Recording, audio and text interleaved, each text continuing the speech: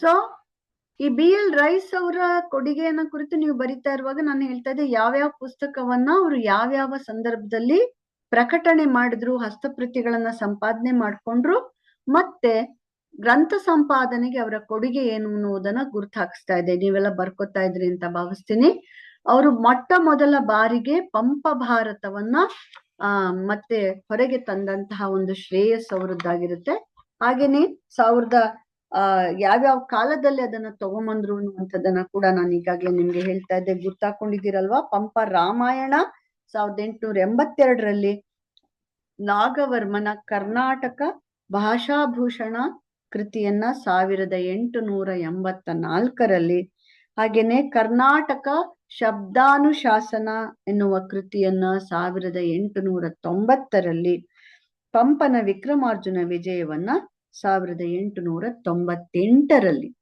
ಹೀಗೆ ಇದಿಷ್ಟನ್ನು ಕೂಡ ಬಹಳ ಶ್ರದ್ಧೆಯಿಂದ ತರ್ತಾರೆ. ಹಾಗಂದ ತಕ್ಷಣ ಅದನ್ನ ತುಂಬಾ ಅದ್ಭುತವಾಗಿ ಸಂಪಾದನೆ ಮಾಡ್ಕೊಟ್ರು ಅಂತ ಹೇಳಕ್ಕಾಗಲ್ಲ. ಯಾಕೆಂದ್ರೆ ಅವಾಗಿನ್ನೂ ವೈಜ್ಞಾನಿಕವಾಗಿ ಹೇಗೆ ಮಾಡ್ಬೇಕು ಅನ್ನುವ ಸಂಪೂರ್ಣವಾದ ಗ್ರಂಥ ಸಂಪಾದನಾ ಶಾಸ್ತ್ರ ಪೂರ್ಣವಾಗಿ ಅಳವಡಿಸಿಕೊಂಡಿರ್ಲಿಲ್ಲ. ಆದರೂ ಆ ಪುಸ್ತಕಗಳು ಹಸ್ತಪ್ರತಿಗಳಲ್ಲಿ ದೊರಕಿದಾಗ ಅವುಗಳನ್ನ ಸಿಕ್ಕಿದ ಹಸ್ತಪ್ರತಿಗಳನ್ನ ಇಟ್ಕೊಂಡು ತಮ್ಮ ವಿವೇಚನೆ ಮತ್ತು ಪ್ರೀತಿಯನ್ನು ಇಟ್ಕೊಂಡು ಅವರು ಮಾಡಿದಂತಹ ಸಂಪಾದನೆ. ಆಮೇಲೆ ಅದರಲ್ಲಿ ಅನೇಕ ದೋಷಗಳಿತ್ತು. ಕೆಲವು ಸತಿ ವಿಕ್ರಮಾರ್ಜುನ ವಿಜಯದಲ್ಲಿ ಒಂದು 500ರಿಂದ 600 ಕಡೆಗಳಲ್ಲಿ ಏನ್ ಅಕ್ಷರ ಅಂತಾನೆ ಗೊತ್ತಾಗ್ತಾ ಇರ್ಲಿಲ್ಲ, ಅಷ್ಟು ಹಾಳಾಗಿತ್ತು. ಅಂತ ಸಂದರ್ಭದಲ್ಲಿ ಊಹೆಯನ್ನ ಮಾಡಿ ಮಾಡಿ ಮಾಡಿ ಆ ಪಾಠ ಹೀಗಿರ್ಬೋದು ಅಂತ ಕೊಟ್ಬಿಡ್ತಾರೆ.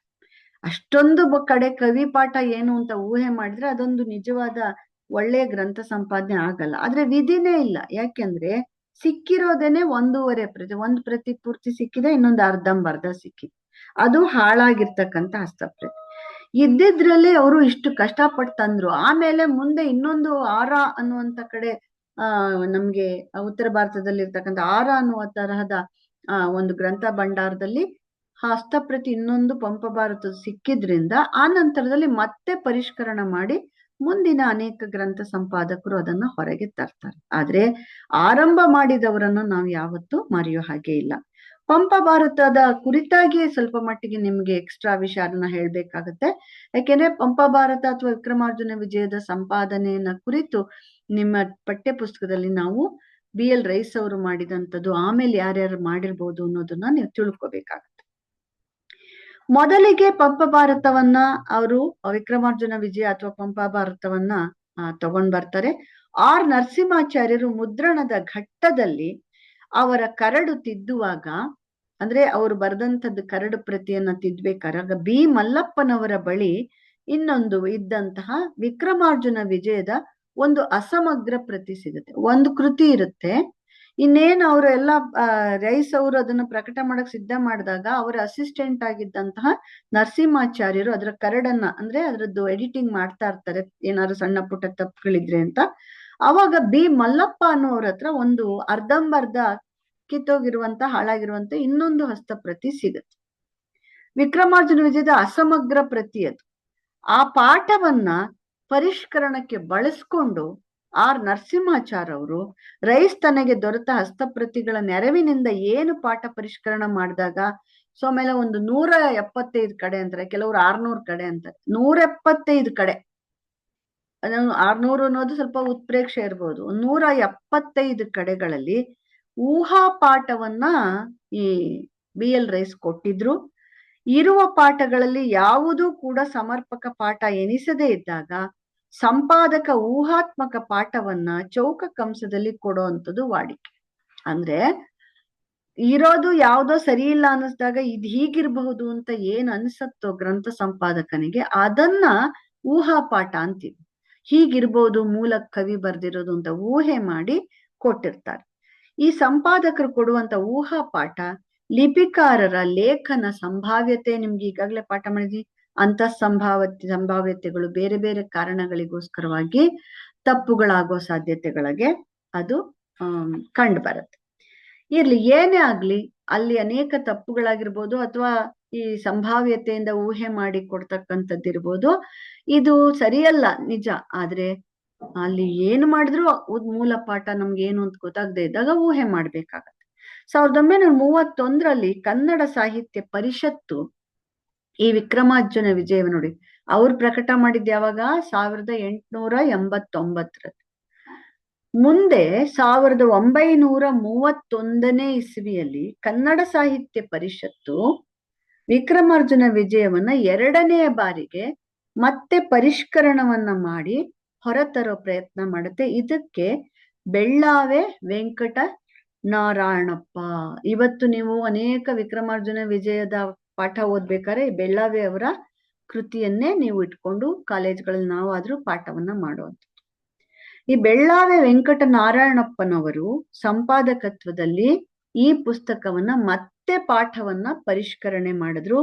ವಿಕ್ರಮಾರ್ಜುನ ವಿಜಯದ ಹೆಚ್ಚಿನ ಹಸ್ತಪ್ರತಿಗಾಗಿ ಮತ್ತೆ ಮತ್ತೆ ಇನ್ನೊಂದಷ್ಟು ಸಿಗ್ಬಹುದೇನೋ ಅಂತ ಹುಡುಕಾಟ ಮಾಡಿದಾಗ ಶ್ರವಣ ಬೆಳಗೊಳದ ಮೂಡುಬಿದ್ರೆ ಮೊದಲಾದ ಸ್ಥಳಗಳಲ್ಲಿ ಇದ್ದಂತ ಪ್ರಸಿದ್ಧ ಜೈನ ಹಸ್ತಪ್ರತಿ ಭಂಡಾರಗಳಲ್ಲಾಗ್ಲಿ, ಮದ್ರಾಸಿನ ಪ್ರಾಚ್ಯ ವಸ್ತುವಿನ ಕೋಶ, ಬ್ರಿಟಿಷ್ ಮ್ಯೂಸಿಯಂಗಳಲ್ಲಿ ವಿಕ್ರಮಾರ್ಜುನ ವಿಜಯದ ಹೆಚ್ಚಿನ ಪ್ರತಿಗಳು ಸಿಗಬಹುದೇನೋ ಇನ್ನೊಂದಷ್ಟು ಅಂತ ತುಂಬಾ ಹುಡುಕಾಟವನ್ನ ಮಾಡ್ತಾರೆ. ಆದ್ರೆ ಎಲ್ಲೂ ಕೂಡ ವಿಕ್ರಮಾರ್ಜುನ ವಿಜಯದ ಇನ್ನೊಂದು ಯಾಕೆ ಅಂದ್ರೆ ನಿಮ್ಗೆ ಹಿಂದೆನೆ ನಾನು ಹೇಳಿದ್ದೀನಿ, ಜೈನ ಮಠಗಳಲ್ಲಿ ಅದನ್ನ ಇಟ್ಕೊಳ್ಳಿಲ್ಲ. ಯಾಕೆ ಅಂದ್ರೆ ಅದು ಜೈನರ ಸಂಬಂಧಿತ ಕತೆ ಆಗ್ಲಿಲ್ಲ. ಅದು ವಿಕ್ರಮಾರ್ಜುನ ವಿಜಯ ಮಹಾಭಾರತದ ಕತೆ ಜೊತೆಗೆ ಒಬ್ಬ ರಾಜನನ್ನ ಅರ್ಜುನನ ಜೊತೆಗೆ ಹೋಲಿಸಿದಂತಹ ಕತೆ. ಹಾಗಾಗಿ ಎಲ್ಲೂ ಸಿಕ್ಲಿಲ್ಲ.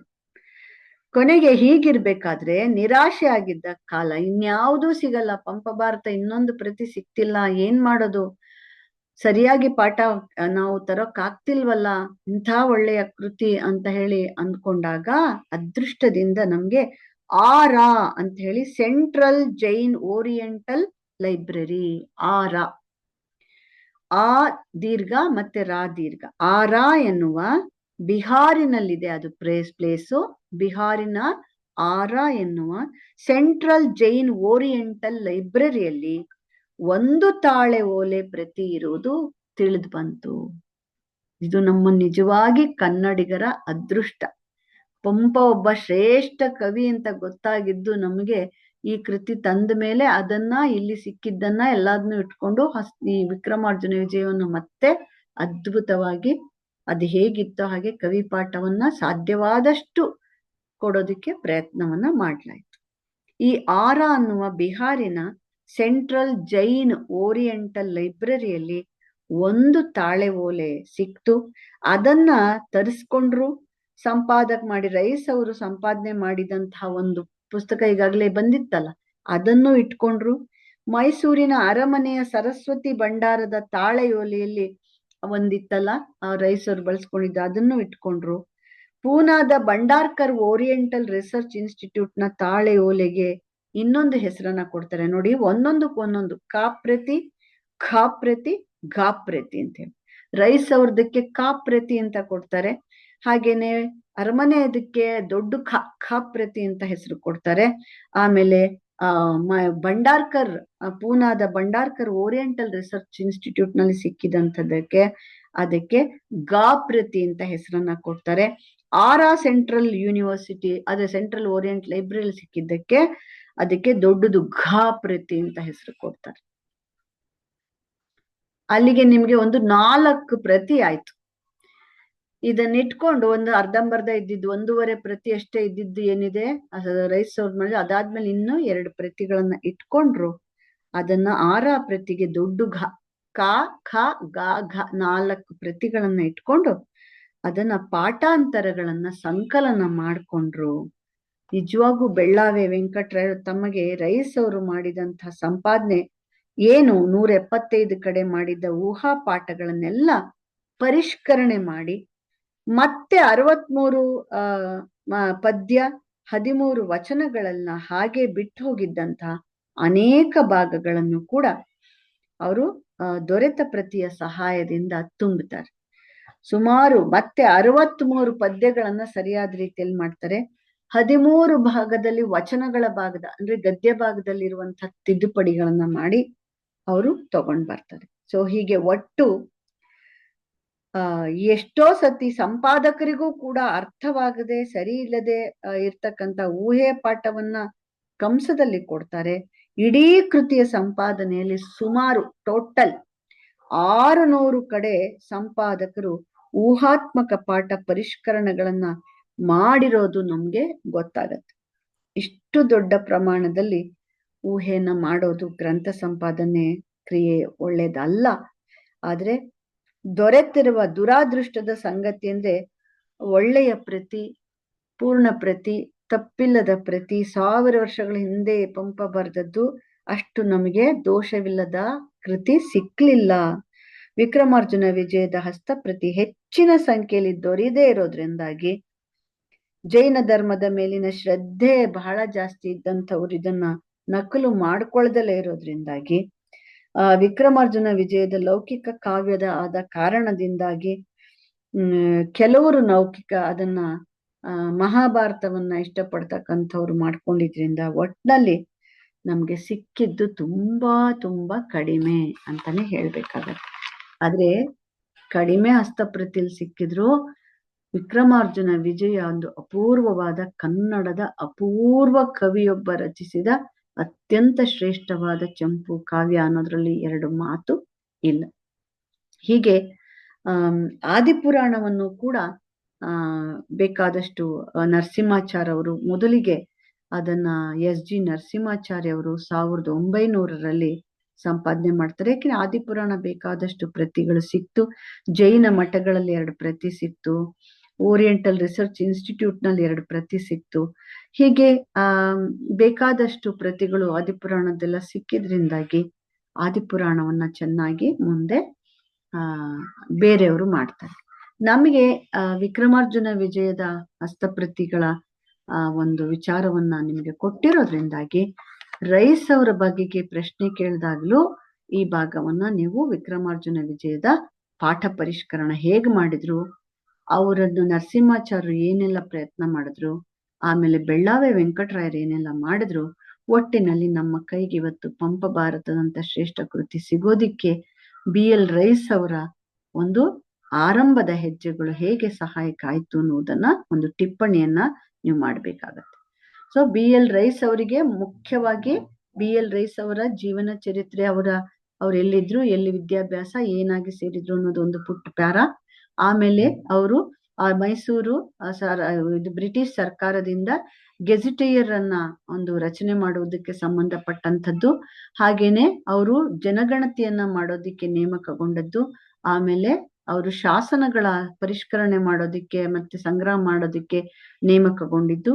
ಆ ಮೂಲಕ 12 ಸಂಪುಟಗಳಲ್ಲಿ ಕರ್ನಾಟಕದ, ದಕ್ಷಿಣ ಕರ್ನಾಟಕದ ಶಾಸನಗಳನ್ನ ಹೊರತಂದಿದ್ದು.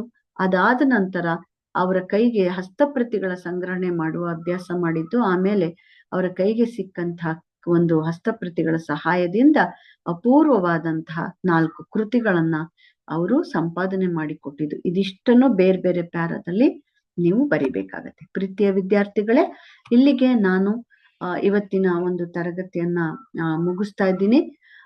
ಹಸ್ತಪ್ರತಿಗಳು ಮತ್ತೆ ಶಾಸನ ಕ್ಷೇತ್ರಕ್ಕೆ BL ರೈಸ್ ಅವರ ಕೊಡುಗೆ. ಇನ್ನು ಅವಾಗ್ಲೇ ನಾನು ಹೇಳಿದೆ, ಶಾಸನ ಸಂಪಾದನೆ ಮಾಡೋದಕ್ಕೂ ಇತರ ಕೃತಿಗಳನ್ನ ಸಂಪಾದನೆ ಮಾಡೋಕ್ಕೂ ಏನು ವ್ಯತ್ಯಾಸ ಅನ್ನುವಂಥದ್ದನ್ನ ನೀವು ತಿಳ್ಕೋಬೇಕು ಅಂತ. ಅದನ್ನ ನಾನು ಇನ್ನೊಂದು 10 ನಿಮಿಷಗಳು ನಾನು ಹೇಳೋದಿಕ್ಕೆ ಇಷ್ಟಪಡ್ತೀನಿ. ಇದು ಇನ್ನೊಂದು ಚಾಪ್ಟರ್ ನಲ್ಲಿ ಬಹಳ ಮುಖ್ಯವಾಗಿರೋದು. ಇವತ್ತು ಶಾಸನದ ಬಗೆಗೆ ಚರ್ಚೆ ಮಾಡ್ತಾ ಇರೋದ್ರಿಂದ ನೋಡಿ, ಶಾಸನ ಅನ್ನುವಂಥದ್ದೇನಿದೆ ಅದು ದಾಖಲೆ ಅಂತ ನಿಮ್ಗೆ ಈಗಾಗ್ಲೇ ಹೇಳಿದೆ. ಸಾಮಾನ್ಯವಾಗಿ ಅದು ಒಂದ್ ಕಡೆ ಇರುತ್ತಷ್ಟೆ. ಹಬ್ಬಬ್ಬ ಅಂದ್ರೆ ದಾನ ತಗೊಂಡವನು ಮತ್ತೆ ಯಾವ ಊರಲ್ಲಿ ದಾನ ಕೊಟ್ಟಿರ್ತ ಆ ಊರಲ್ಲಿ ಒಂದು ಕಲ್ಲಿನ ಮೇಲೆ ಬರಹ ಇದ್ರೆ, ಆ ಊರಿನ ಯಾವುದೊಂದು ಹೊಲವನ್ನೋ ಗದ್ದೆಯನ್ನೋ ಕೊಟ್ಟಿದ್ರೆ ಆ ಪಡೆದಂತ ವ್ಯಕ್ತಿ ಹತ್ರ ಒಂದು ಪರ್ಸನಲ್ ಡಾಕ್ಯುಮೆಂಟ್ ತರ ಅದ್ರದ್ದೇ ಇದು ಏನು ತಾಮ್ರ ಶಾಸನ ಇದ್ರೆ ಇರ್ಬೋದು ಅಥವಾ ಇಲ್ದೇ ಇದ್ರು ಇರ್ಬೋದು. ಹೆಚ್ಚು ಅಂದ್ರೆ ನಿಮ್ಗೆ ಬುಕ್ಕರಾಯನ ಶಾಸನ ತರ ಒಂದೇ ಶಾಸನ ವಿಚಾರ 2 ಊರಲ್ಲಿ ಸಿಗ್ಬೋದು. ಅಥವಾ ಒಡೆದೋಗಿ ಮತ್ತೆ ಪುನರ್ಲೇಖ ಮಾಡಿದ್ರೆ ಅತ್ತಿಮಬ್ಬೆಯ ಶಾಸನ ತರಹ ಒಂದೇ ಶಾಸನ ಮತ್ತೆ 100 ವರ್ಷಗಳ ನಂತರ ಮತ್ತೆ ಇನ್ನಷ್ಟು ವಿಚಾರ ಸೇರಿಸ್ಕೊಂಡು ಹಳೆಯದನ್ನು ಹೊಸದನ್ನು ಸೇರಿಸಿ ಸಂಪಾದನೆ ಮಾಡಿ ಪ್ರಕಟಣೆ ಆ ಕಾಲಕ್ಕೇನೆ ಕಲ್ಲಿನ ಮೇಲೆ ಮತ್ತೆ ಬರ್ದಿರುವಂತದ್ದು 2 ಶಾಸನ ಸಿಗ್ ಅಬ್ಬಬ್ಬ ಅಂತಂದ್ರೆ ಈ ತರದ್ದು ತುಂಬಾ ಒಂದೋ ಎರಡೋ ಮೂರೋ ನಾಲ್ಕೋ ಎಣಿಸುವಷ್ಟರಷ್ಟೇ ಇದೆ. ಉಳಿದವೆಲ್ಲ ಸಿಕ್ಕರೆ ಒಂದೇ ಸಿಗೋದು. ಯಾಕೆಂದ್ರೆ ಅದು ದಾಖಲೆ. ಆದ್ರೆ ಕಾವ್ಯಗಳು ಅಂದ್ರೆ ಹಾಗಲ್ಲ. ಅದು ಮತ್ತೆ ಮತ್ತೆ ಮತ್ತೆ ಮತ್ತೆ ಲಿಪಿಕಾರರು ಬರ್ಕೊಂಡ್ ಇಟ್ಕೊಳ್ಳೋದ್ರಿಂದಾಗಿ ಆ ಎ ಇಂದ ಬಿ ಇಂದ ಸಿ ಇಂದ ಮತ್ತೆ ಇನ್ನ 4 ಜನ ಹೀಗೆ ಮೂಲ ಪ್ರತಿಯಿಂದ ಹಸ್ತಪ್ರತಿಗಳು ಅನೇಕ ಬೆಳೆದ್ ಬಿಡತ್ವೆ. ಹಸ್ತಪ್ರತಿಗಳು ಬೆಳೀತಾ ಹೋದಾಗೆ ಕೃತಿಗಿಂತ ಅವು ಬದಲಾಗ್ತಾ ಹೋಗುತ್ತೆ. ಅನೇಕ ಬರ್ಕೊಂಡಂಗೆ ಕಣ್ ತಪ್ಪು, ಕೈ ತಪ್ಪು, ಕಿವಿ ತಪ್ಪು, ಸ್ಕಾಲಿತ್ಯಗಳಾಗಿ ಅನೇಕ ರೀತಿಯಲ್ಲಿ ಬದಲಾವಣೆ ಆಗುತ್ತೆ. ಇದನ್ನ ಈಗಾಗ್ಲೇ ನಿಮ್ಗೆ ಹೇಳಿದ್ದೀನಿ. ಆದ್ರೆ ಶಾಸನ ಕಲ್ ಮೇಲೆ ಬರ್ದಿರೋದ್ರಿಂದ ಬರ್ದಂಗೆ ಹೇಗಿರುತ್ತೋ ಅದೇ ತರಹನೇ ಇವತ್ತಿಗೂ ಇರುತ್ತೆ. ಯಾರು ಅದ್ರ ಮೇಲೆ ಮತ್ತೆ ಬರೆಯಕ್ ಹೋಗಲ್ಲ. ಆದ್ರೆ ಅದನ್ನ ಬರ್ದಿರೋ ಕಲ್ಲು ಚಕ್ಕೆ ಎದ್ಬಿಟ್ಟು ಕಿತ್ತೋಗಿರ್ಬೋದು. ಆ ಕಲ್ಲು ಸೌದು ಎಷ್ಟೋ ಕಡೆಗಳಲ್ಲಿ ಬಟ್ಟೆ ತೊಳೆಯಕ್ ಹಾಕೊಂಡ್ಬಿಟ್ಟಿರ್ತಾರೆ. ಆ ಕಲ್ಲನ್ನು ಕೆಳಗಡೆ ಬಿದ್ದೋಗಿರುತ್ತೆ. ಕೆಲವು ಸತಿ ಕಾಲು ದಾಟಕ್ ಹಾಕೊಂಡ್ಬಿಟ್ಟಿರ್ತಾರೆ. ಕೆಲವು ಸತಿ ಅದನ್ನ ಉಲ್ಟಾ ಬಿದ್ದೋಗಿರುತ್ತೆ. ಅದ್ರ ಮೇಲೆ ಅದನ್ನ ಗೋಡೆಗಳಿಗೆಲ್ಲ ಸೇರಿಸ್ಕೊಂಡು ಮನೆಗಳೆಲ್ಲ ಕಟ್ಕೊಂಡ್ಬಿಟ್ಟಿರ್ತಾರೆ. ಹಿಂಗೆ ಶಾಸನಗಳಲ್ಲಿ ಇರುವಂತ ಬರಹ ನವೆದು ಹೋಗಿರ್ಬೋದು, ಚಕ್ಕೆ ಎದ್ದು ಕಿತ್ತೋಗಿರ್ಬೋದು. ಕೆಲವು ಕಡೆ ಶಾಸನ ಒಡೆದು ಪೀಸ್ ಮಾಡ್ಬಿಟ್ಟಿರ್ತಾರೆ. ಅದು ಪೀಸ್ ಮಾಡಿ ಕಲ್ಚಪಡಿ ತರ ಮಾಡ್ಕೊಂಡು ಹಾಕೊಂಡ್ಬಿಟ್ಟಿರ್ತಾರೆ. ಅಂತ ಸಮಯದಲ್ಲಿ ಪೂರ್ಣ ಪಾಠ ಸಿಗದೆ ಹೋಗ್ಬೋದು. ಈ ತರದ್ದು ಅನೇಕ ಶಾಸನಗಳ ಸಂಪಾದನೆ ಮಾಡುವಾಗ ಕಾವ್ಯ ಸಂಪಾದನೆಗಿಂತ ಬೇರೆಯದಾದ ಸವಾಲುಗಳು ಇರೋದನ್ನ ನಾವು ಗಮನಿಸ್ತೀವಿ. ಅಂದ್ರೆ ಒಂದು, ಕಲ್ಲು ಸವೆದು ಹೋಗಿರುವಂಥದ್ದು, ಕಲ್ಲು ಒಡೆದು ಹೋಗಿರ್ಬೋದು. ಅಕ್ಷರಗಳು ಕಣ್ಣಿಗೆ ಕಾಣದ ಹಾಗೆ ಆಗಿರ್ಬೋದು. ಅಕ್ಷರಗಳನ್ನ ಕೆತ್ತನೆ ಮಾಡಿರೋದು ಆಳವಾಗಿಲ್ಲದೆ ಇರ್ಬೋದು. ಅಥವಾ ಕಲ್ಲಿನ ಒಂದು ಬಳಕೆಯಿಂದಾಗಿ ಅದು ಅಪೂರ್ಣವಾಗಿ ಕಣ್ಣಿಗೆ ಕಾಣಿಸಿದಷ್ಟಾಗಿರ್ಬೋದು. ಇದು ಒಂದು ಸಮಸ್ಯೆ ಪಾಠವನ್ನ ಸಂಗ್ರಹ ಮಾಡಿ.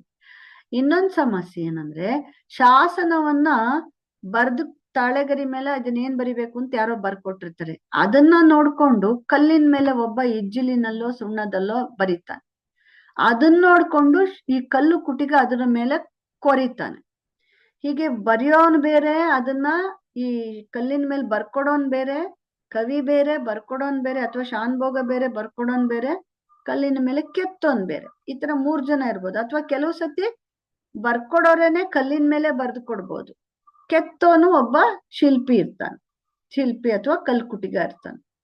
ಹೀಗೆ ಒಟ್ಟಲ್ಲಿ ಒಬ್ಬರೇ ಬರ್ದು ಒಬ್ಬರೇ ಕೆತ್ತಕ್ಕಾಗಲ್ಲ. ಹಾಗಾಗಿ 2 ಕೈ ಬದಲಾಯಿಸುವಾಗ ಅಥವಾ 3 ಕೈ ಬದಲಾಯಿಸುವಾಗ ಕವಿ, ಬರಹಗಾರ ಮತ್ತೆ ಕಲ್ಕುಟಿಗ ಅವನ್ ಬರ್ದಿದ್ದನ್ನ ಇವನ್ ನೋಡಿ ಬರೆಯುವಾಗ, ಇವನ್ ಬರ್ದಿದ್ದನ್ನ ಇವನ್ ಕೆತ್ತವಾಗ ಅನೇಕ ತಪ್ಪುಗಳು ಆಗ್ಬಿಡ್ಬೋದು. ಕಣ್ ತಪ್ಪು ಗೊತ್ತಿದೆ ಅಲ್ಲ ನಿಮ್ಗೆ.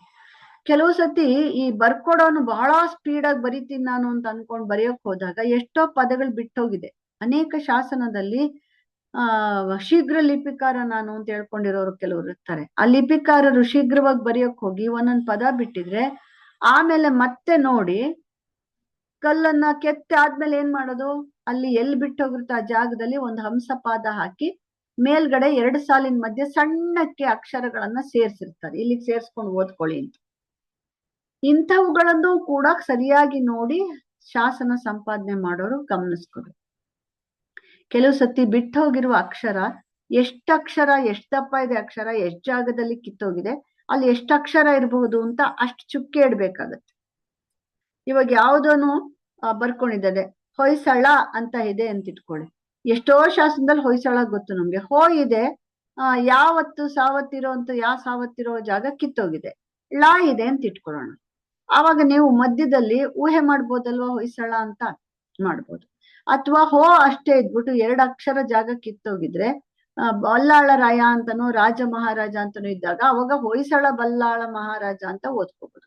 ಬೇರೆ ಶಾಸನಗಳು ಓದ್ದಾಗ್ಲೂ ನಮ್ಗೆ ಗೊತ್ತಾಗುತ್ತೆ. ಹೀಗೆ ರಾಜ್ಯವಂ ಡ್ಯಾಶ್ ಳೆ ಅಂತೇನೋ ಇರುತ್ತೆ, ಮಧ್ಯೆ ಕಿತ್ತೋಗಿರ್ತದೆ. ಆಳುತ್ತಿರೆ ಅಂತ ಹೇಳಿ ಎಲ್ಲಾ ಶಾಸನದಲ್ಲಿ ಬರೆಯೋ ಹಂಗೆ ಬರ್ದಿರ್ತಾರೆ ಅಂತ ಅಲ್ಲಿ ಊಹೆ ಮಾಡಬಹುದು. ಅಥವಾ ಪ್ರಾರ್ಥನಾ ಪದ್ಯ ಅಂತ ಇಟ್ಕೊಳ್ಳಿ. ಪ್ರಾರ್ಥನಾ ಪದ್ಯ ಈ ಶಾಸನದಲ್ಲಿ ಬರ್ದಿರೋ ಜಾಗ ಕಿತ್ತೋಗಿದೆ. ಅದೇ ಶಾಸನ ಪದ್ಯದ ಪ್ರಾರಂಭ ನಮಸ್ತುಂಗ ಶಿರಶ್ಚುಂಬಿ ಇಂಥದ್ದು 100 ಶಾಸನದಲ್ಲಿರುತ್ತೆ. ಇನ್ಯಾವುದೋ ಶಾಸನದಲ್ಲಿ ಪೂರ್ತಿ ಇದ್ದು ಅದು ನಮಗ್ ಸಿಗ್ಬೋದು. ಅವಾಗ ಇದ್ರಲ್ಲಿ ಕಿತ್ತೋಗಿರೋ ಜಾಗದಲ್ಲಿ ಸೇಮ್ ಶ್ಲೋಕ, ಅದೇ ಶ್ಲೋಕ ಇರೋದ್ರಿಂದ ಅದನ್ನ ನಾವು ಪುನರ್ರಚನೆ ಮಾಡ್ಕೋಬಹುದು. ಅದೇ ತರ ಶಾಪಾಶಯ ಭಾಗ, ಕಳ್ದೋನ್ ಮಹಾಪಾತಕನ್, ಕದ್ದವನು ವಾರಣಾಸಿಯಲ್ಲಿ ಗಂಗೆಯ ತಡಿಯಲ್ಲಿ ಕಪಿಲೆಯ ಕೊಂದ ಪಾಪ, ಅಂದ್ರೆ ಹಸುಗಳನ್ನ ಕೊಂದ ಪಾಪ ಬರುತ್ತೆ ಅಂತ ಅನೇಕ ಶಾಸನದಲ್ಲಿ ಹೇಳಿರೋ ಮಾತೆ ಅದು. ಇಲ್ಲ ಅದು ಆ ಭಾಗ ಕಾಣ್ತಾ ಇಲ್ಲ ಅಂದಾಗ ಅಲ್ಲಿ ಕ್ಲೀನ್ ಆಗಿ ಇದನ್ನ ಅಳಿದವನಿಗೆ ಅಂತಿದ್ರೆ ಮುಂದಿಂದ ಏನಿರುತ್ತೆ ಅಂತ ಊಹೆ ಮಾಡ್ಕೋಬಹುದು. ಹೀಗೆ ಆ ಶಾಸನದಲ್ಲಿ ಅಕ್ಷರಗಳನ್ನ ಪಾಠಗಳನ್ನ ಓದಿ ಸರಿಯಾಗಿ ಬರ್ಕೊಳಕ್ ಆಗದೆ ಇದ್ದಾಗ ಎಷ್ಟಕ್ಷರ ಕಿತ್ತಗದೆ ಆ ಜಾಗದಲ್ಲಿ ಚುಕ್ಕೆಗಳನ್ನ ಇಡುವಂಥದ್ದು, ಊಹೆಯನ್ನ ಮಾಡುವಂಥದ್ದು, ಮತ್ತೆ ಕೆಲವು ಸತಿ ಅಲ್ಲಿ ತಪ್ಪುಗಳಿದ್ದ ಅದನ್ನ ಹೇಗಿರುತ್ತೋ ಹಾಗೇ ಬರ್ಕೊಂಡಿರ್ತಾರೆ. ಇವಾಗ ಅದನ್ನ ಹೋಸಲ ಮಹಾರಾಜ ಅಂತಾನೆ ಕೊಟ್ಟಿರ್ತಾನೆ ಒಬ್ಬ, ಹೊಯ್ಸಳ ಅಂತ ಬರ್ದೇ ಇರಲ್ಲ, ಹೋಸಲ ಅಂತ ಬರ್ದಿರ್ತಾನೆ. ತಾಮ್ರಪಟಗಳಲ್ಲಂತೂ ದೇವನಾಗರಿಲಿ ಬರಿಬೇಕಾದ್ರೆ ಅದ್ರಲ್ಲಿ ಲಾ ಇಲ್ದೇ ಇರೋದ್ರಿಂದ ಲಕಾರನೆ ಬಲ್ಲಾಳ ಅಂತ ಬರ್ದಿರ್ತಾರೆ, ಬಳ್ಳಾಳ ಅನ್ನೋದಕ್ಕೆ. ಬಲ್ಲಾಳ ಬರೀಕೆ ಲಾ ಬರ್ದಿರಲ್ಲ. ಹಿಂಗೆ ಪಳ್ಳಿ, ಹಳ್ಳಿ ಅಂತ ಬರೆಯೋಕೆ ಪಳ್ಳಿ ಬರೆಯೋದಕ್ಕೆ ಪಲ್ಲಿ ಅಂತಾನೆ ಬರ್ದಿರ್ತಾರೆ, ಯಾಕೆಂದ್ರೆ ಲಾ ಇಲ್ಲ. ಈ ತರ ಇಂಥದ್ನೆಲ್ಲ ಗಮನಿಸ್ಕೊಂಡು ನಾವು ಪಾಠವನ್ನ ಪರಿಶುದ್ಧವಾಗಿ ಬರ್ಕೊಳಕ್ಕೆ ಪ್ರಯತ್ನ ಮಾಡ್ಬೇಕು. ಆಮೇಲೆ ಯಾವ ಶಾಸನದ ಕಲ್ಲಲ್ಲಾಗ್ಲಿ ಹಸ್ತಪ್ರತಿಲಾಗ್ಲಿ ಪದ್ಯದ ಲೈನ್ ಬೈ ಲೈನ್ ಇವತ್ ನಮ್ಮದೇನು ಪುಸ್ತಕದಲ್ಲಿ ಪ್ರಿಂಟ್ ಮಾಡಿರ್ತೀವಲ್ಲ 4 ಸಾಲು 6 ಸಾಲು ಆ ತರ ಇರಲ್ಲ. ಅವರು ಮೊದಲನೇ ಸಾಲಿಂದ ಶುರು ಮಾಡಿ ಕೊನೆಯವರೆಗೂ ಉದ್ದಕ್ ಬರ್ಕೊಂಡು ಹೋಗ್ತಾ ಇರ್ತಾರೆ. ಮಧ್ಯದಲ್ಲಿ ಅಡ್ಡ ಗೀಟ್ ಹಾಕ್ತಾರೆ, 1 ಗೀಟ್ ಅಥವಾ 2 ಗೀಟ್ ಹಾಕ್ತಾ ಇರ್ತಾರೆ. ಆ ಗೀಟ್ ಹಾಕಿದ ಜಾಗಕ್ಕೆ ಆ ಪದ್ಯ ಮುಗೀತು ಅಂತ ತಿಳ್ಕೊಬೇಕಾಗತ್ತೆ. ಹಾಗೆ ಉದ್ದಕ್ಕೆ ಬರೆದಿರುವ ಪಾಠಗಳನ್ನ ಪದ್ಯದ ರೂಪದಲ್ಲಿ ಕೂಡ ನಾವು ಅದನ್ನ ಬರೆಯುವಂತ ಅಭ್ಯಾಸ ಇತ್ತೀಚೆಗೆ ನಮ್ಗೆ ಕಾಣಿಸುತ್ತೆ. ಆದ್ರೆ BL ರೈಸ್ ಅವರು ಇವರೆಲ್ಲ ಆತರ ಪದ್ಯದ ರೂಪದಲ್ಲಿ ಅಂತ ಮಾಡ್ಲಿಲ್ಲ. ಆದ್ರೆ ಅದು ಪದ್ಯ ಅಂತ ಗುರುತಿಸಿದ್ರು. ಯಾವ ಪದ್ಯ ಯಾವ ಛಂದಸ್ಸಲ್ಲಿದೆ, ಅದು ಕಂದ ಪದ್ಯನ, ಅದು ವಚನ ಭಾಗನ, ಗದ್ಯ ಭಾಗನ, ಅದು ಶಂಪುನ, ಉತ್ಪಲ ಮಾಲೆನ ಅನ್ನುವಂಥದ್ದನ್ನು ಕೂಡ ನೋಡೋದಕ್ಕೆ ಅವಕಾಶ ಆಗತ್ತೆ ನಮ್ಗೆ.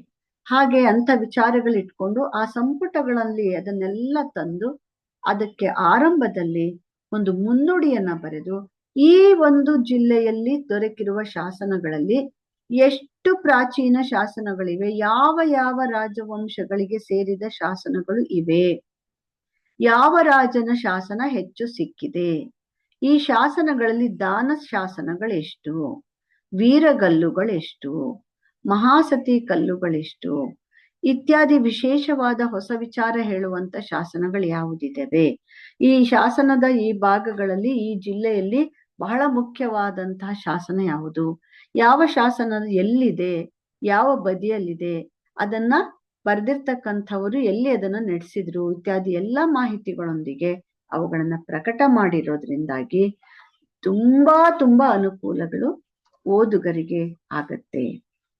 ಈ ರೀತಿ ಒಂದು ಶಾಸನವನ್ನ ಸಂಪಾದನೆ ಮಾಡೋದಕ್ಕೆ ನಮ್ಗೆ ಅನೇಕರು ಹಸ್ತಪ್ರತಿಗಳು ಇಟ್ಕೊಂಡು ಗ್ರಂಥ ಸಂಪಾದನೆ ಮಾಡೋ ತರ ಮಾಡಕ್ಕಾಗಲ್ಲ. ಶಾಸನ ಸಂಪಾದನೆಗೆ ಹಳಗನ್ನಡ ಗೊತ್ತಿರ್ಬೇಕು, ಮತ್ತೆ ಆ ಚರಿತ್ರೆಯ ವಿಚಾರಗಳು ಗೊತ್ತಿರ್ಬೇಕು, ಹಾಗೇನೆ ಲಿಪಿ ಗೊತ್ತಿರ್ಬೇಕು, ಹಳೇ ಕಾಲದ ಲಿಪಿಯನ್ನ ಓದೋದಕ್ಕೆ ಗೊತ್ತಿರ್ಬೇಕು. ಅವುಗಳನ್ನ ಇಟ್ಕೊಂಡು ಅಲ್ಲಿನ ಶಾಸನಗಳಲ್ಲಿ ಬಳಸಿರುವ ಸಂಕೇತಗಳನ್ನ ಅರ್ಥ ಮಾಡ್ಕೋಬೇಕಾಗುತ್ತೆ. ಈಗ ನೋಡಿ, ಗದ್ಯಾಣ ಅನ್ನೋದಕ್ಕೆ ಗ ಅಂತ ಬರೆದು ಬಿಡ್ತಾರೆ, ಸೋಮವಾರ ಅನ್ನಕ್ಕೆ ಸೋ ಅಂತ ಅಷ್ಟೇ ಬರೀತಾರೆ, ಶುಕ್ಲ ಪಕ್ಷಗೆ ಶು ಅಂತ ಬರೀತಾರೆ, ಓಕೆ, ಸಂವತ್ಸರ ಅಂತ ಬರೀತಾರೆ, ಸಂವತ್ಸರವನ್ನ. ಹೀಗೆ ಅನೇಕ ಶಾರ್ಟ್ ಕಟ್ಗಳನ್ನ ಬಳಸ್ಬಿಡ್ತಾರೆ ಶಾಸನಗಳನ್ನ ಬರೆಯುವಾಗ. ಆಮೇಲೆ ಕೆಲವು ಸತಿ ಅರ್ಧವೀಸ, ಹಾಗ, ಬೇಳೆ ಅಂತ ಹೇಳಿ ಗುರ್ತು ಹಾಕಿರ್ತಾರೆ, ಅದನ್ನು ದುಡ್ಡಿನ ಲೆಕ್ಕ, ಅದನ್ನ 1 ರೂಪಾಯಿ 2 ರೂಪಾಯಿ ಅಂತ ಹೇಳ್ತೀವಲ್ಲ, ಹಂಗೆ ವೀಸಾ ಲೆಕ್ಕ, ಇದು ತೆರಿಗೆ ವಿಚಾರ ಹೇಳುವಾಗ ಇಂಥದ್ದಕ್ಕೆಲ್ಲ ಸಂಕೇತ ಇರುತ್ತೆ, ಆ ಸಂಕೇತವನ್ನ ಹಾಕಿರ್ತಾರೆ. ಅವುಗಳನ್ನೆಲ್ಲ ಅರ್ಥ ಮಾಡ್ಕೊಂಡು ಸಂಪಾದನೆಯನ್ನ ಮಾಡ್ಬೇಕಾಗುತ್ತೆ. ಈ ಒಂದು ಕಷ್ಟಗಳು ಹಸ್ತಪ್ರತಿಯನ್ನ ನೋಡಿ ಗ್ರಂಥ ಸಂಪಾದನೆ ಅಥವಾ ಕಾವ್ಯಗಳ ಸಂಪಾದನೆ ಮಾಡುವಾಗ ಬರಲ್ಲ. ಶಾಸನ ಸಂಪಾದನೆ ಮಾಡುವಂಥದ್ದೇ ಬೇರೆ ರೀತಿಯಲ್ಲಿ, ಯಾಕೆಂದ್ರೆ ಅದಕ್ಕೆ ಭಿನ್ನ ಪಾಠ ಇರಲ್ಲ, ಇರೋ ಪಾಠನೇ ಹಾಕ್ಬೇಕು. ಯಾಕೆಂದ್ರೆ 2 3 3 4 4 ಪ್ರತಿಗಳ ಶಾಸನಗಳು ಇರಲ್ಲ. ಯಾಕೆಂದ್ರೆ ಅವು ದಾಖಲೆಗಳು ಯಾವತ್ತು ಒಂದು ಹೆಚ್ಚಂದ್ರೆ 2 ಇರ್ಬೋದು ಅಷ್ಟೇ. ಅದು ಎಲ್ಲೋ 1000ಕ್ಕೆ 1 ಶಾಸನ ಹಂಗಿರ್ಬೋದು, ಅದು ಕೂಡ ನಮ್ಗೆ ಸಿಕ್ಕಿಲ್ಲ. ಹಾಗಾಗಿ ಹಸ್ತಪ್ರತಿಗಳ ಒಂದು ನಿಟ್ಕೊಂಡು ಕಾವ್ಯವನ್ನ ಸಂಪಾದನೆ ಮಾಡೋದಕ್ಕಿಂತ ಶಾಸನದಲ್ಲಿ ಅದೇ ಜಾಗಕ್ಕೆ ಹೋಗ್ಬೇಕು, ಎಸ್ಟಾಂಪೇಜ್ ಅಥವಾ ಪಡಿಯಚ್ಚು ತೆಗಿಬೇಕು. ಆ ಪಡಿಯಚ್ಚು ತೆಗೆದದ್ದನ್ನ ಕಾಗದಗಳಲ್ಲಿ ತಗೊಂಡ್ಬಂದು ಅದನ್ನ ಇಟ್ಕೊಂಡು ಲಿಪ್ಯಂತರ ಮಾಡ್ಕೋಬೇಕು. ಆಮೇಲೆ ಅದನ್ನ ಓದಿ ಅರ್ಥೈಸ್ಕೋಬೇಕು, ಭಾಷಾಂತರವನ್ನ ಮಾಡ್ಕೋಬೇಕು, ಅಲ್ಲಿರ್ತಕ್ಕಂಥ ಚಿಹ್ನೆಗಳನ್ನ ಅರ್ಥ ಮಾಡ್ಕೋಬೇಕು. ಅಲ್ಲಿ ಇರುವಂತಹ ಭಾಷೆ ಅಶುದ್ಧವಾಗಿದ್ರೆ ಅದನ್ನ ಹೇಗೆ ಶುದ್ಧವಾಗಿ ಮಾಡ್ಕೋಬಹುದು ಅಂತ ಹೇಳಿ ಅರ್ಥ ಮಾಡ್ಕೊಳ್ಳೋಕೆ ಪ್ರಯತ್ನವನ್ನ ಮಾಡ್ಬೇಕಾಗತ್ತೆ. ಈ ರೀತಿ ಶಾಸನ ಪರಿಷ್ಕರಣೆ ಅಥವಾ ಶಾಸನದಲ್ಲಿ ಆಗಿರುವ ಸ್ಖಾಲಿತ್ಯ, ಬೇರೆ ಸ್ಖಾಲಿತ್ಯ ಲಿಪಿಕಾರ ಸ್ಖಾಲಿತ್ಯಲ್ಲಿ ಬರಕ್ಕೆ ಸಣ್ಣ ಪುಟ್ಟದ್ದು ಸಾಧ್ಯ. ಯಾಕೆಂದ್ರೆ ಬರ್ಕೊಟ್ಟವನು ತಪ್ಪು ಮಾಡಿರ್ತಾನೆ, ಅದನ್ನ ಇವನು ಕಲ್ಕುಟಿಗ ಮತ್ತಷ್ಟು ತಪ್ಪನ್ನ ಮಾಡ್ಬಿಡ್ಬೋದು ಅಕ್ಷರ ಸರಿಯಾಗಿಲ್ದೆ. ಈ ಸಣ್ಣ ಪುಟ್ಟ ಅದು ಜಾಸ್ತಿ ಹಸ್ತಪ್ರತಿಯಷ್ಟು ಲಿಪಿಕಾರ ದೋಷಗಳು ಅಲ್ಲಿ ಕಂಡು ಬರಲ್ಲ, ಖಂಡರಣೆಕಾರನ ದೋಷ ಕಂಡು ಬರಲ್ಲ. ಅದು ಬಹುಶಃ ಹವಾಗುಣದಿಂದ ಕಾಲಾಂತರದಲ್ಲಿ ಕಲ್ಲು ಚಕ್ಕೆ ಎದ್ದು ಕಲ್ಲು ಸವೆದು ಹೋಗಿ ಆಗಿದ್ರೆ ಮಾತ್ರ ಪಾಠ ಸ್ಪಷ್ಟವಾಗಿ ಗೊತ್ತಾಗದೆ ಇದ್ದಂತಹ ಸಮಯದಲ್ಲಿ ಊಹೆಯನ್ನ ಮಾಡಿ ಅದನ್ನ ಒಂದು ಬ್ರಾಕೆಟ್ ಹಾಕಿ ಊಹಾ ಪಾಠವನ್ನ ಕೊಡ್ತಾರೆ. ತಿದ್ದುಪಡಿ ಮಾಡಿರೋ ಪಾಠ, ಪರಿಷ್ಕರಣೆ ಮಾಡಿರೋ ಪಾಠನೂ ಕೂಡ ಅಷ್ಟೇ, ಅಲ್ಲಿ ಅದನ್ನ ಬ್ರಾಕೆಟ್ ಹಾಕಿ ಕೊಟ್ಟಿರ್ತಾರೆ. ಎಲ್ಲೂ ಊಹೆನೂ ಮಾಡಕ್ಕಾಗಲ್ಲ, ಏನೂ ಮಾಡಕ್ಕಾಗಲ್ಲ, ಅಲ್ಲಿ ಏನಿದೆ ಅಂತ ಗೊತ್ತಿಲ್ಲ, ಓದಕ್ ಆಗ್ತಿಲ್ಲ, ತುಂಬಾ ಅಳ್ಸೋಗ್ಬಿಟ್ಟಿದೆ ಅಂದ್ರೆ ಅಲ್ಲಿ ಎಷ್ಟು ಅಕ್ಷರ ಇರ್ಬೋದು, ಅಷ್ಟು ದಪ್ಪ ಅಕ್ಷರ ಇದ್ರೆ ಟೋಟಲ್ ಎಷ್ಟು ಅಕ್ಷರ ಬರ್ಬೋದು ಅಂತ ಊಹಿಸಿ ಅಷ್ಟು ಚುಕ್ಕೆಗಳನ್ನ ಅಲ್ಲಿ ಇಟ್ಬಿಡ್ತಾರೆ. ಇದು ಶಾಸನ ಸಂಪಾದನೆಯ ವಿಶೇಷತೆ. ಪ್ರೀತಿಯ ಮಕ್ಕಳೇ, ಶಾಸನ ಸಂಪಾದನೆ ಅಂದ್ರೆ ಏನು, ಅದರ ವಿಶಿಷ್ಟತೆ ಏನು, ಪಡಿಯಚ್ಚು ತೆಗೆಯುವ ವಿಧಾನ ಅಂದ್ರೆ ಏನು, ರೈಸ್ ಅವರು ಕರ್ನಾಟಕದ ಶಾಸನಗಳ ಪಿತಾಮಹ ಅಂತ ಕರ್ಸ್ಕೊಳ್ಳೋಕೆ ಕಾರಣ ಏನು, ರೈಸ್ ಅವರು ಕನ್ನಡ ನಾಡಿಗೆ ಕೊಟ್ಟಂತಹ ಕೊಡುಗೆಗಳೇನು ಇತ್ಯಾದಿ ಎಲ್ಲವನ್ನ ಈ ದಿನದ ತರಗತಿಯಲ್ಲಿ ನಾವು ತಿಳ್ಕೊಂಡಿದ್ದೀವಿ. ಮತ್ತೆ ಮುಂದಿನ ತರಗತಿಯಲ್ಲಿ ಇನ್ನೊಂದು ವಿಚಾರವನ್ನ ಗಮನಿಸ್ಕೊಳ್ಳೋಣ. ನಮಸ್ಕಾರ.